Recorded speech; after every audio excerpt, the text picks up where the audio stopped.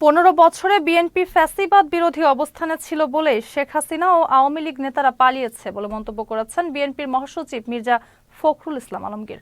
আজ ঠাকুরগাঁওয়ের Shibganj degree college মাঠে বিএনপির সমাবেশে তিনি এসব মন্তব্য করেন। মির্জা ফখরুল বলেন, যারা বলছে বিএনপি কিছু করেনি তারা সব একাই করেছে, তাদের বিএনপির ত্যাগের কথা স্মরণ করিয়ে দিতে চাই।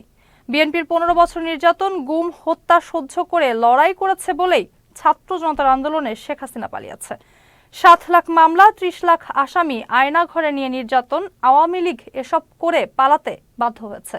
এত পাপ করেছে তারা যে আর পালানো ছাড়া পথ ছিল না। আরে বিএনপি 15 বছর লড়াই করছে বলেই তো তোমরা পারছো বাবা, নাইলে এই জায়গাটা তো তৈরি হতো না।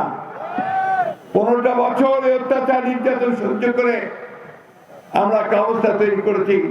সেইখানে অবশ্যই তোমাদেরকে আমি সাবাসী দেই, বাবা দেই, কৃতজ্ঞতা জানাই যে তোমরা সাহস করে দাঁড়িয়ে গেছো। এইটাই হচ্ছে মুক্তির পথ। আর সেই কারণেই হাসিনাকে দেশ ছেড়ে পালাইছে। ভাই ভালো হয়েছে, রক্ষা করছো। আমরা তোমার সঙ্গে ঝগড়া করতে চাইনি। তুমি কি করতেছ এখন? ওই ভারতে বসে তুমি ষড়যন্ত্র করতেছ। ভারতে বসে তুমি বিভিন্ন দেশে আবার বাঙালি মানুষদেরকে, বাঙালিকে বিভ্রান্ত করার চেষ্টা করতেছ।